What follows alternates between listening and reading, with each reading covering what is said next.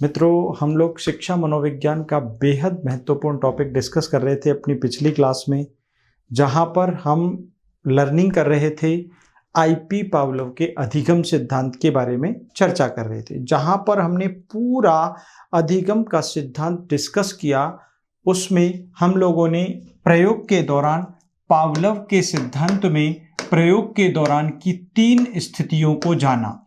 हमने 3 स्थितियों को जाना। पहली स्थिति थी हमारी जहां पर सबसे पहले यूएस दिया गया, यानी भोजन दिया गया, और यूएस के प्रति जो अनुक्रिया थी वो थी, क्या थी, यहां पर यू आर।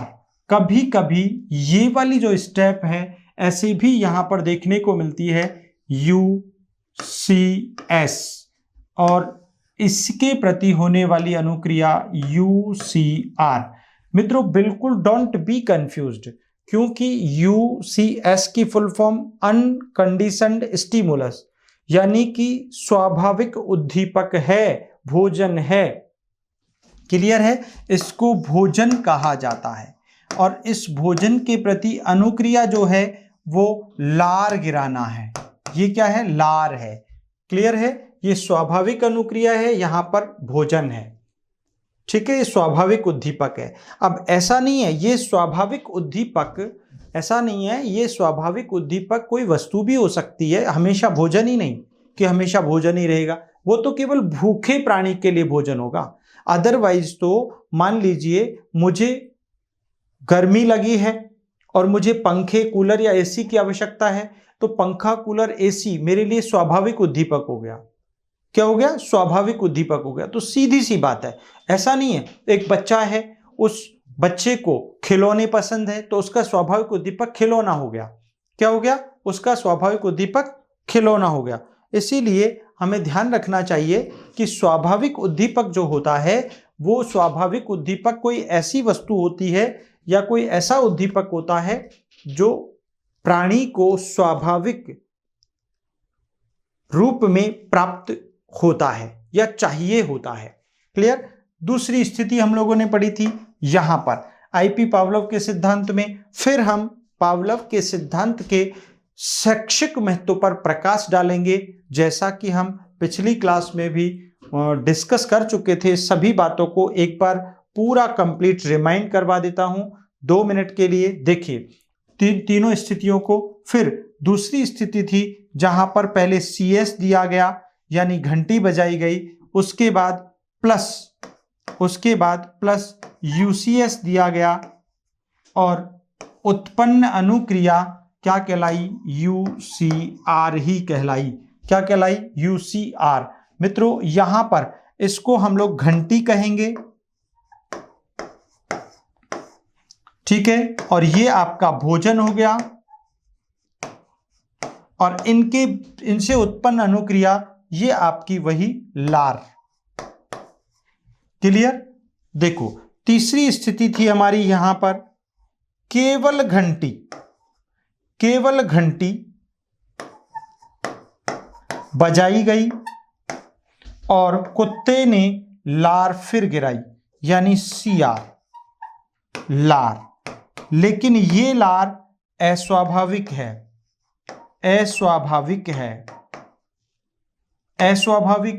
जबकि ये स्वाभाविक है। यहां पर ये स्वाभाविक है। देखो मित्रों, ये पहला हो गया, ये हमारा दूसरा पार्ट हो गया, और ये हमारा तीसरा पार्ट हो गया। इससे उत्पन्न जो स्थिति है वो क्या है? प्राकृतिक या स्वाभाविक अवस्था। यही हम लोगों ने डिस्कस किया था, स्वाभाविक अवस्था। पावलोव पहले इस सोपान से उत्पन्न अनुक्रिया या क्रिया को अधिगम नहीं मानते हैं, बल्कि स्वाभाविक अवस्था या स्वाभाविक दशा या प्राकृतिक दशा मानते हैं।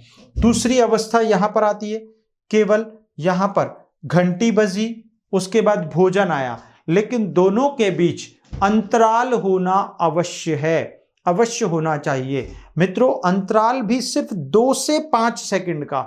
अगर आपसे प्रश्न पूछा जाए एग्जाम में तो आप यही उत्तर करने वाले हैं कि 2 उद्दीपकों के मध्य श्रेष्ठ अनुबंधन की प्राप्ति हेतु अंतराल कितना होना चाहिए। तो आप 2 से 5 सेकंड वाला कॉन्सेप्ट चुनेंगे। अगर एक ही विकल्प दे तो 2 सेकंड इसका परफेक्ट उत्तर होगा।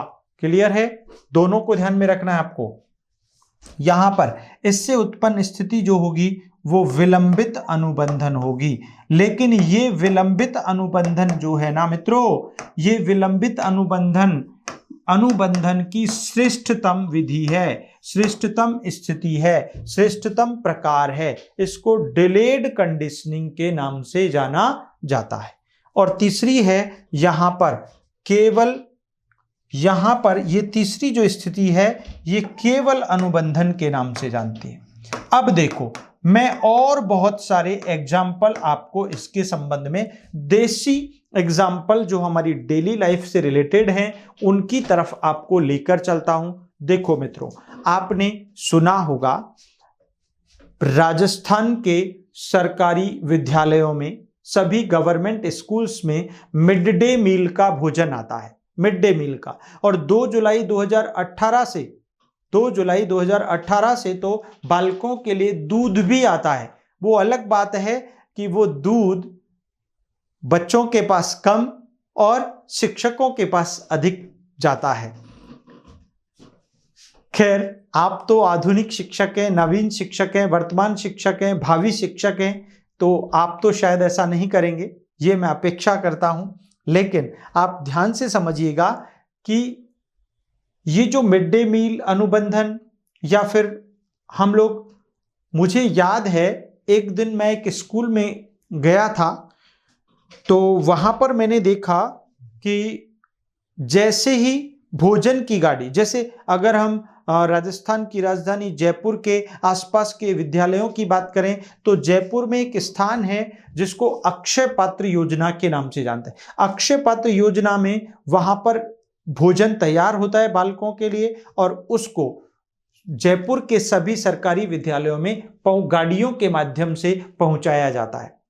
एक दिन मैं भी वहीं बैठा था एक विद्यालय में, तो जैसे ही भोजन की गाड़ी आई तो भोजन की गाड़ी के साथ बालकों ने उद्दीपक यानी ऐसा अनुबंधन कर रखा था, ऐसा संबंध स्थापित कर रहा था कि भोजन आ गया, यानी भोजन का जैसा अनुबंधन गाड़ी के साथ कर लिया था, गाड़ी के हॉर्न के साथ कर लिया था।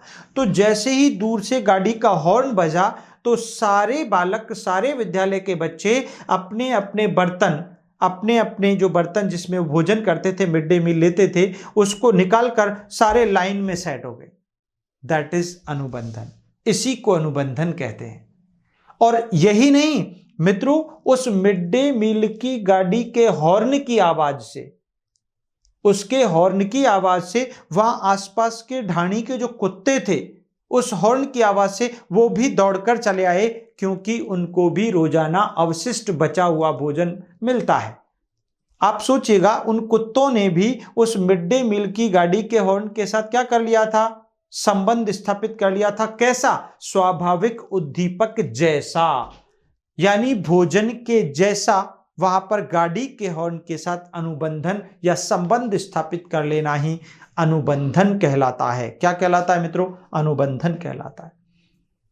एक और एग्जाम्पल आपने देखा होगा, बहुत सारे हम लोग ग्रामीण पृष्ठभूमि में या कई बार तो शहरों में भी ऐसा देखने को मिलता है। कुछ मदारी लोग बंदर का खेल दिखाते हैं, कुछ भालू का खेल दिखाते हैं। आपने देखा होगा वो मदारी जैसे जैसे अपने डमरू को बजाता है और जैसे जैसे डमरू बजता जाता है वैसे वैसे बंदर नाचता जाता है। जैसे ही डमरू को रोकता है बंदर भी रुक जाता है। यानी उस बंदर ने, डमरू अस्वाभाविक उद्दीपक है, डमरू अस्वाभाविक उद्दीपक है, डमरू की तान पर पशु नहीं नाचते।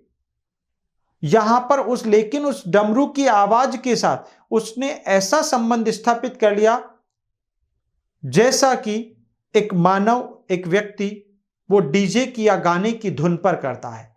तो ये क्या है? ये अनुबंधन है। इसी प्रकार एक शिक्षक का कक्षा में प्रवेश करते ही, कक्षा में आते ही, गेट पर आते ही बच्चों द्वारा उनके सम्मान में खड़ा होना क्या है? अनुबंधन है। अब क्या हुआ, एक दिन भाई साहब शिक्षक तो आए नहीं, उनकी जगह पर चपरासी आ गया शिक्षक के समय पर, और जैसे ही चपरासी ने सीढ़ियों पर कदम रखा तो बच्चों ने आवाज सुनी, बच्चे समझ गए शिक्षक आ गया, और क्या हुआ, बच्चे उनके सम्मान में खड़े हो गए। अब आप सोचिएगा, यानी अध्यापक के जैसा जो संबंध है, अनुबंधन है, उन्होंने उसके साथ भी कर लिया। तो ये क्या है मित्रों? यही अनुबंधन है। आप सर्कस में बहुत सारे पशुओं के गेम्स देखते हैं, तो एक इंपॉर्टेंट कॉन्सेप्ट यहां पर निकल के आता है कि यानी पशुओं के प्रशिक्षण में या पशुओं को या भाषा सिखाने में यह सिद्धांत सबसे ज्यादा उपयोगी सिद्ध हुआ है।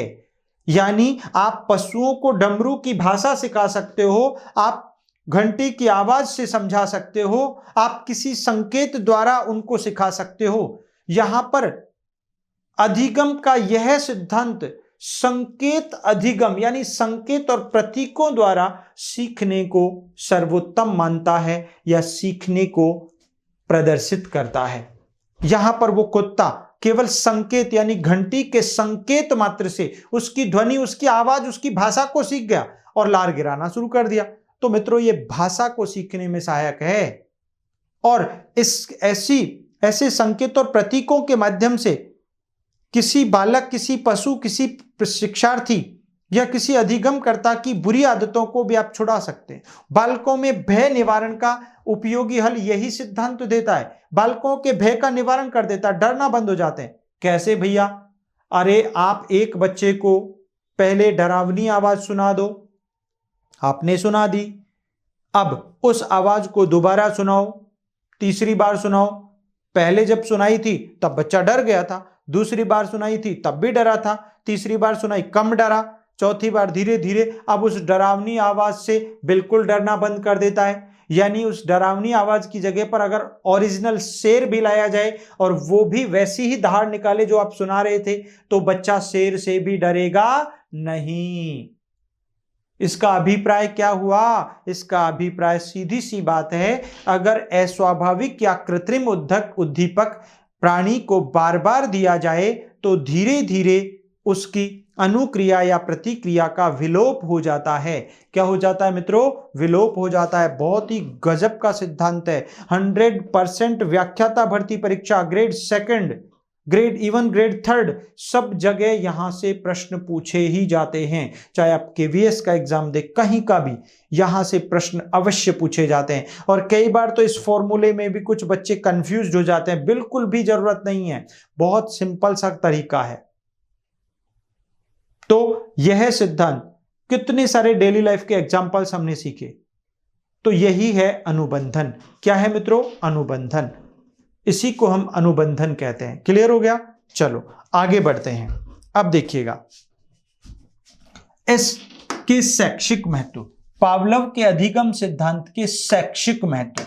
देखो, शैक्षिक महत्व की बात कर लें तो शैक्षिक महत्व में हम क्या पढ़ने वाले हैं, क्या सीखने वाले हैं, क्या डिस्कस करने वाले हैं? शैक्षिक महत्व, सबसे पहली बात, यह सिद्धांत, पहला, यह सिद्धांत छोटे बालकों हेतु उपयोगी है। छोटे बालकों हेतु, छोटे बालकों हेतु उपयोगी है, यानी कि ये निम्न स्तर या प्राथमिक स्तर के बालकों हेतु सर्वश्रेष्ठ या उपयोगी है, पहला। दूसरा सिद्धांत, दूसरा इसका शैक्षिक महत्व है, अधिगम का यही सिद्धांत श्रव्य और दृश्य शिक्षण सामग्री को सीखने में महत्व देता है। क्लियर है? यानी यहां पर श्रव्य क्या था? वो घंटी की आवाज, वो गाड़ी के हॉर्न की आवाज, वो डमरू की आवाज, वो सर्कस में किसी म्यूजिक की आवाज, ये सब क्या है? ये सब श्रव्य है। और दृश्य जो दिखाई दे रहा है, तो यह श्रव्य दृश्य। श्रव्य दृश्य शिक्षण सामग्री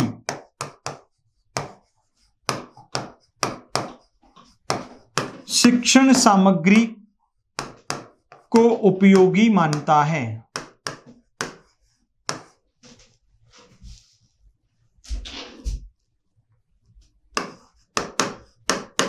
बताता है, को उपयोगी बताता है।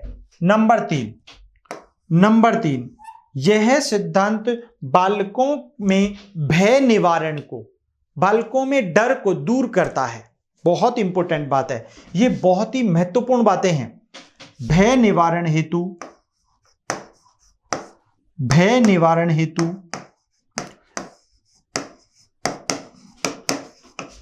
उपयोगी है, भय निवारण हेतु उपयोगी है। ठीक है। चौथा, भय निवारण हेतु सबसे उपयोगी है। चौथी बात कर लें, देखो, आदत निर्माण, बुरी आदतों को छोड़कर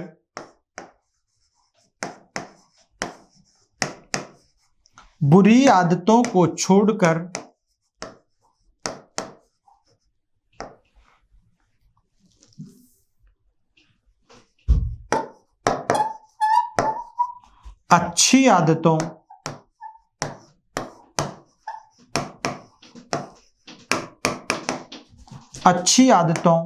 के विकास पर बल देता है।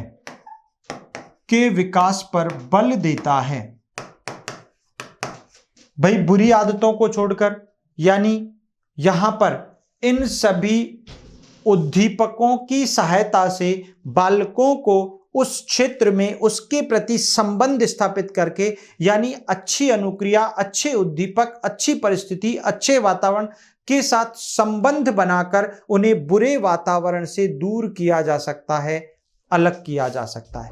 तो यहां पर बुरी आदतों को छोड़कर अच्छी आदतों, यानी आदत निर्माण को महत्व देता है। आप ये कह सकते हो एक ही शब्द में, अरे व्याख्याता भर्ती परीक्षा में पिछली बार यही तो प्रश्न पूछा था, अधिगम का कौन सा सिद्धांत आदत निर्माण को बढ़ावा देता है? तो वो है आईपी पावलोव का अनुकूलित अनुक्रिया अधिगम सिद्धांत। क्लियर है? आदत निर्माण को महत्व देता है बेटा, आदत निर्माण को महत्व देता है मित्रों। अगला पॉइंट हम लोग डिस्कस करें तो अधिगम का यह सिद्धांत सबसे पहले पशुओं के प्रशिक्षण में बहुत सहायक है। पशुओं के प्रशिक्षण में, यानी पशु को ट्रेनिंग देने में, पशुओं के प्रशिक्षण में सहायक है। बहुत ही महत्वपूर्ण बिंदु है मित्रों। पशुओं को ट्रेनिंग अगर दी जाए तो अधिगम के किस सिद्धांत के अकॉर्डिंग दी जा सकती है? पावलोव के अनुकूलित अनुक्रिया अधिगम सिद्धांत के अनुरूप दी जा सकती है। और बात करें यह सिद्धांत, छठा पॉइंट, यह सिद्धांत शब्दों के अर्थ,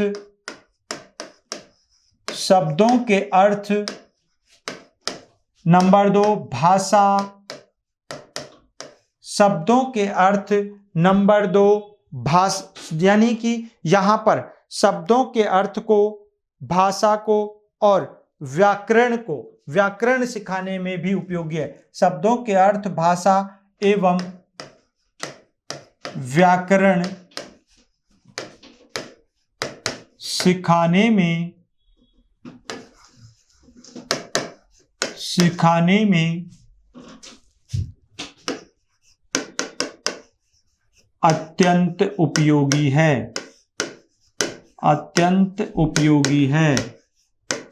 व्याकरण सिखाने में अत्यंत उपयोगी है। क्लियर है? उसके बाद 7th पॉइंट की बात करें, ये बहुत ही महत्वपूर्ण है। आपसे पूछा जा सकता है एग्जाम में कि अधिगम के किस सिद्धांत के अंतर्गत बालकों का भाषाई विकास संभव होता है, शब्द अर्थ निर्माण संभव होता है। तो मित्रों, आईपी पावलोव का अनुकूलित अनुक्रिया सिद्धांत इसके अंतर्गत आ जाएगा। क्लियर है सबको यहां पर? उसके बाद यह सिद्धांत बालकों की रटने की प्रवृत्ति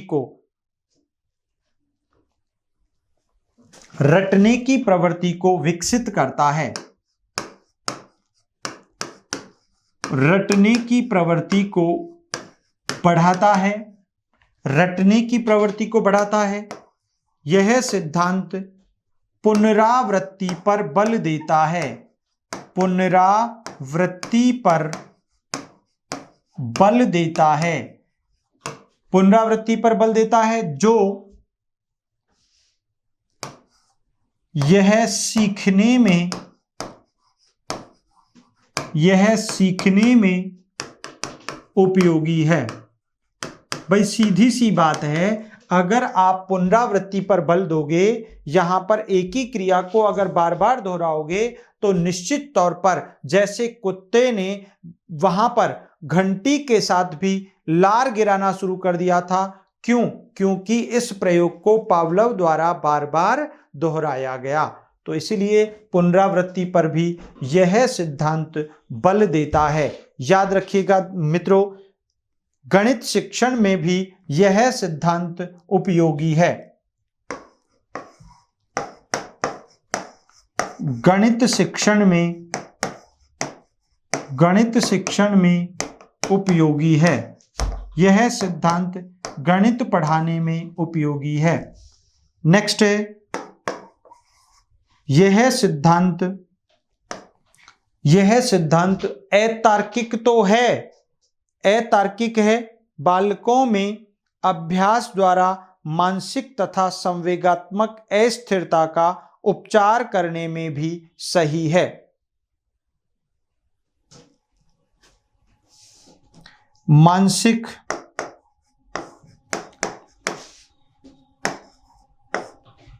तथा संवेगात्मक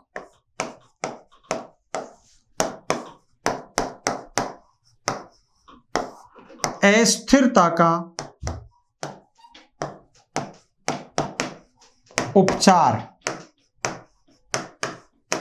उपचार करता है। देखो, अगर सीधी सी बात है, अगर एक बालक थोड़ा सा मानसिक रूप से और अपने संवेगों और भावों के प्रदर्शन में असहज महसूस करता है, तो यह सिद्धांत प्रस्तुत उद्दीपक, श्रव्य दृश्य उद्दीपकों के माध्यम से बालकों के मानसिक और संवेगात्मक जो अस्थिरताएं हैं उनके उपचार में सहायता प्रदान करता है। इस सिद्धांत के आधार पर बालकों का व्यवहार और दृष्टिकोण उन्नत होता है।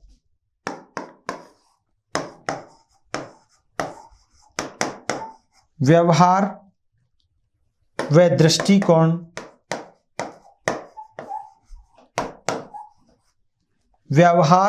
दृष्टिकोण उन्नत एवं व्यापक बनता है। क्या बनता है? व्यवहार तथा दृष्टिकोण के निर्माण में यह सहायक है या उन्नत करता है?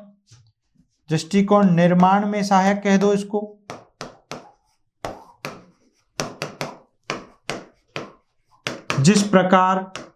जिस प्रकार सर्कस के जो लोग हैं वो उन पशुओं के व्यवहार को उसी अनुरूप बना देते हैं जिस अनुरूप वे बनाना चाहते हैं, और उनके दृष्टिकोण को, उनके नजरिए को भी उस उद्दीपक के साथ इस प्रकार स्थापित कर देते हैं, इस प्रकार संबंधित कर देते हैं, इस प्रकार का प्रशिक्षण देते हैं जिससे उनके व्यवहार और दृष्टिकोण निर्मित हो जाते हैं।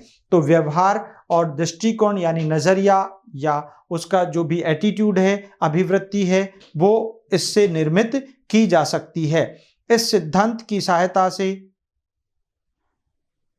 संवेगात्मक रूप से पीड़ित बालक, पीड़ित तो चाहे वो मानसिक रूप से हो या संवेगात्मक रूप से हो, तो संवेगात्मक रूप से पीड़ित बालकों का उपचार भी इस सिद्धांत की सहायता से किया जा सकता है। मानसिक रूप से पीड़ित बालकों का भी इससे किया जा सकता है। यह सिद्धांत समाजीकरण और परिस्थितियों के बीच समन्वय स्थापित करने पर बल देता है।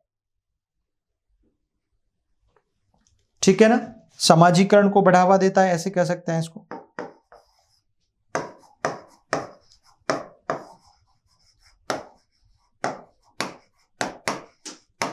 समाजीकरण को महत्व देता है।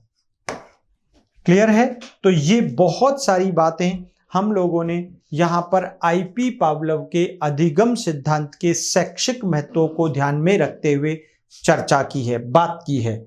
ठीक है मित्रों, इनके जैसा ही एक सिद्धांत और पढ़ेंगे, लेकिन उससे पहले पावलोव के हम लोगों ने यहां पर बहुत सारे देखो एग्जाम्पल्स लिए थे। उदाहरण के तौर पर हम लोग फिर से देख लेते हैं, इनको मैं बोर्ड पर लिख देता हूं ताकि आपको ध्यान रहेगा। सर्कस का खेल याद आ जाएगा आपको, सर्कस का खेल, कौमा मदारी का खेल, मदारी का खेल, शिक्षक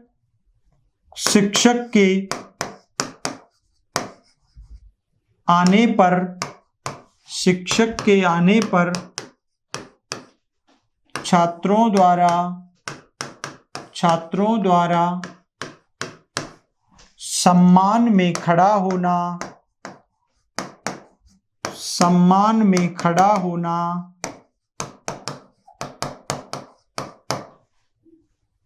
उसके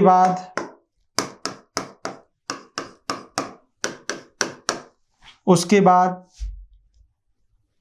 मिड डे मील का एग्जाम्पल मैंने आपको दिया। मिड डे मील, इसे मध्याह्न भोजन भी कहते हैं। ठीक है, बंदर का खेल,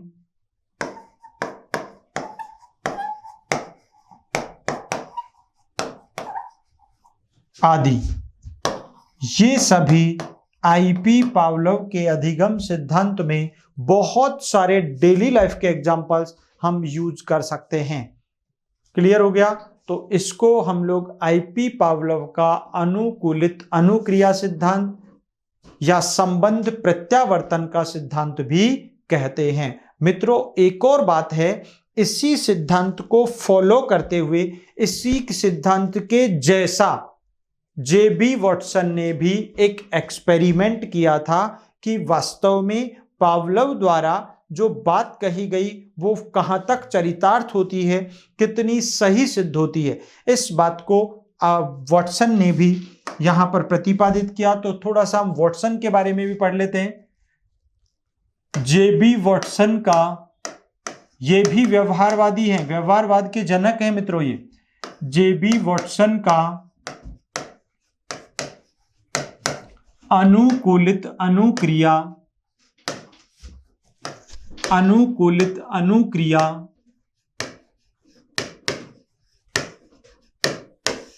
सिद्धांत, अनुकूलित अनुक्रिया सिद्धांत बहुत ही सरल है मित्रों। यहां पर हम लोग जेबी वॉटसन का भी डिस्कस कर लेते हैं। देखिएगा, जेबी वॉटसन अपने सिद्धांत में क्या कहते हैं। सेम जैसा पावलोव का सिद्धांत है, ठीक वैसा की वैसा जेबी वॉटसन यानी व्यवहारवाद के प्रणेता जेबी वॉटसन द्वारा बताया गया है। मित्रों, बस सिर्फ फर्क इतना सा है, जेबी वॉटसन ने 1905 में व्यवहारवाद नामक behaviourism and introduction to comparative psychology एक पुस्तक लिखी थी, और इसी पुस्तक में यहां पर इन्होंने अपने ही पुत्र अल्बर्ट, जो कि 11 महीने का था, उस पर एक प्रयोग किया था। ठीक है, तो यहां पर बहुत सरल सी बात है। 1925 में बिहेवियरिज्म एंड इंट्रोडक्शन, 1925 में इन्होंने एक पुस्तक लिखी थी जिसका नाम था behaviourism.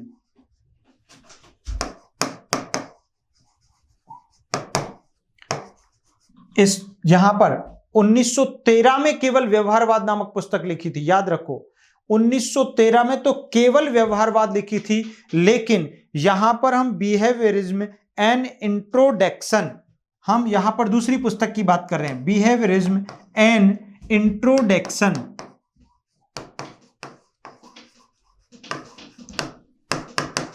To an introduction to comparative psychology की बात कर रहे हैं।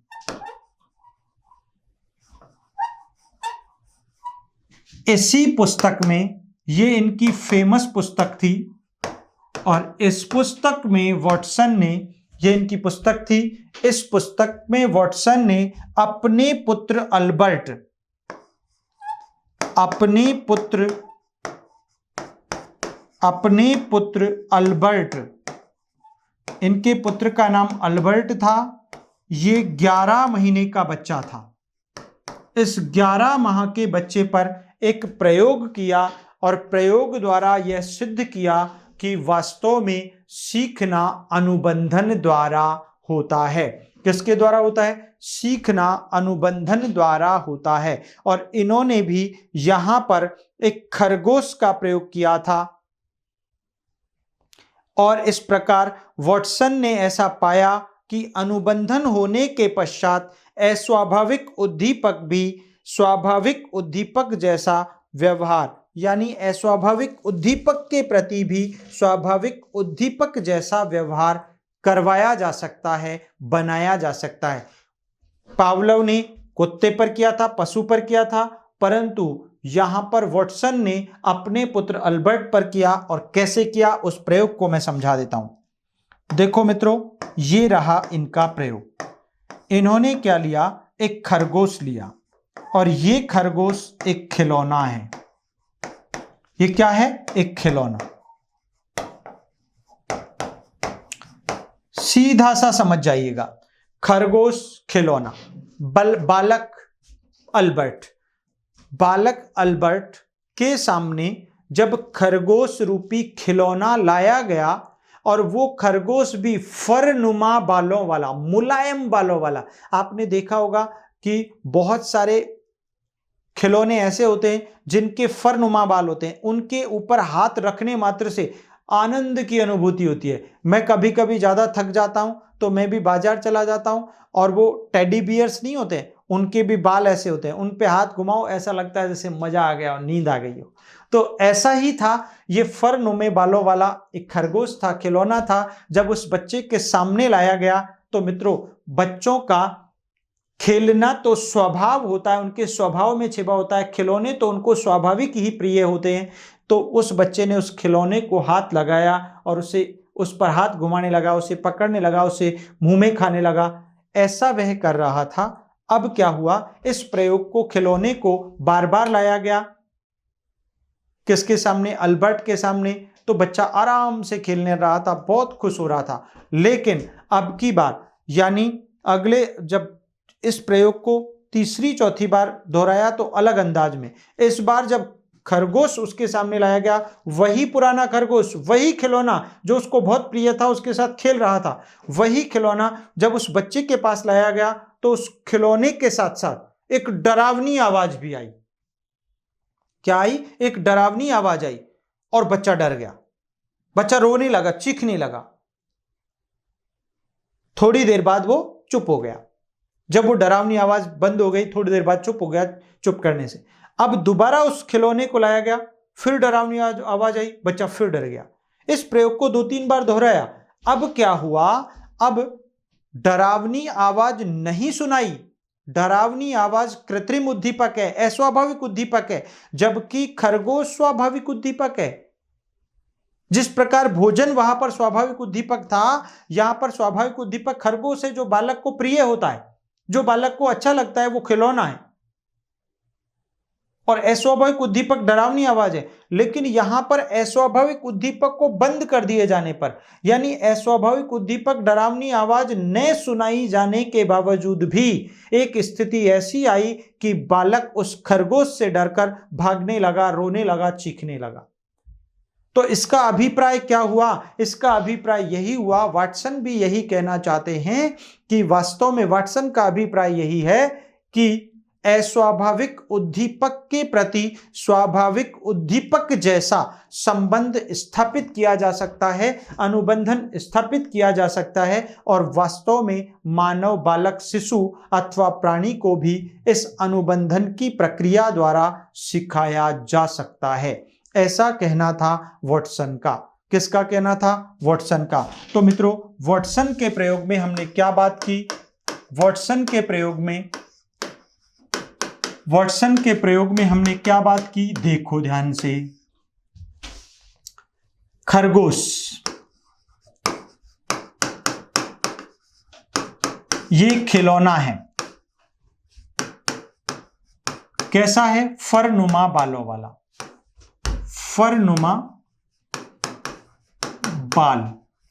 फरनुमा बाल है इस खिलौने के। ठीक है। दूसरी बात, यहां पर डरावनी आवाज क्या है मित्रों? डरावनी आवाज, ये फरनुमा बालों वाला कैसा उद्दीपक है? स्वाभाविक उद्दीपक है, स्वाभाविक उद्दीपक है। और स्वाभाविक उद्दीपक को हम क्या कहते हैं? UCS कहते हैं। याद है ना सबको? दूसरा कॉन्सेप्ट है डरावनी आवाज। ये कैसा उद्दीपक है? अस्वाभाविक उद्दीपक है, अस्वाभाविक उद्दीपक है और इसको हम लोग कहेंगे CS। ठीक है मित्रों। और यहां पर बच्चे की जो प्रतिक्रिया है, बच्चे की जब प्रतिक्रिया, यहां पर वो खिलौने के साथ जब खेल रहा था तो स्वाभाविक प्रतिक्रिया थी। जब दोनों साथ आए, बच्चा डरने लगा, ऐसी स्थिति में अनुबंधन का जन्म हुआ, वहां पर भी स्वाभाविक थी। जब फिर अब केवल खिलौने से डरने लगा, यानी स्वाभाविक उद्दीपक के प्रति भी अनुबंधित अनुक्रिया प्रतिपादित होने लगी। इसको यहां पर वॉटसन समझाते हैं। अल्बर्ट कौन है? अधिगम करता है।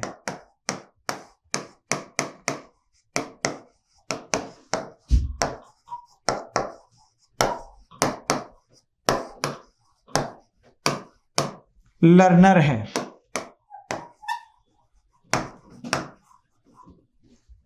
क्लियर है? लर्नर है यहां पर। उसके बाद इस प्रयोग में वॉटसन के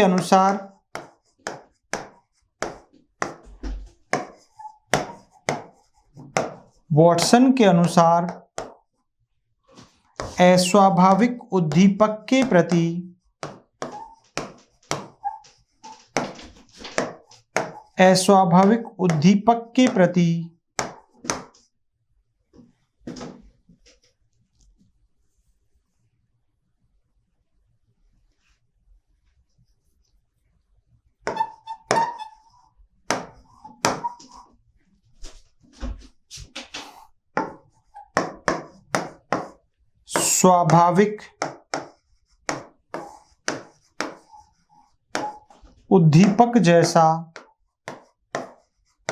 स्वाभाविक उद्दीपक जैसा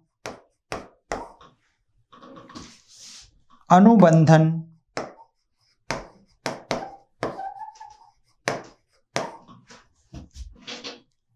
कर लेना ही अनुबंधन द्वारा सीखना कहलाता है। अनुबंधन द्वारा सीखना कहलाता है। अनुबंधन द्वारा सीखना कहलाता है। क्लियर है मित्रों? तो ये संपूर्ण चर्चा जो थी यहां पर IP पावलोव के अनुकूलित अनुक्रिया अधिगम सिद्धांत की चर्चा थी और उसके बाद हम लोगों ने यहां पर वॉटसन के अधिगम सिद्धांत की भी चर्चा कर ली, जिसका संबंध IP पावलोव के अनुकूलित अनुक्रिया अधिगम सिद्धांत से ही है। यानी दोनों के अधिगम सिद्धांत एक जैसे हैं, बिल्कुल सिमिलर हैं, कोई डिफरेंस नहीं है। सिर्फ फर्क इतना सा है कि वॉटसन का कहना है कि शिशु को भी, प्राणी मानव को भी इस प्रकार के अनुबंधन अवधारणा से या अनुबंधन प्रक्रिया द्वारा सिखाया जा सकता है। क्लियर है। और यहां पर पावलोव तो ये भी कहते हैं कि यहां पर पशु मानव सभी को अनुबंधन द्वारा सिखाया जा सकता है। इसीलिए पावलोव की कोटेशन भी बहुत महत्वपूर्ण है, सीखना अनुबंधन द्वारा होता है। और ऐसा ही सिद्धांत एक और दे दिया जो अपने पुत्र अल्बर्ट पर वाटसन ने किया। तो मित्रों, ये संपूर्ण अनुकूलित अनुक्रिया के अधिगम सिद्धांत की चर्चा, डिस्कशन, संपूर्ण कहानी थी। इसके बाद हम एक नया सिद्धांत पढ़ेंगे और नए सिद्धांत की तरफ बढ़ेंगे हम अपनी अगली क्लास में। तो दोस्तों, आज की क्लास को हम यहीं पर विराम देंगे। धन्यवाद।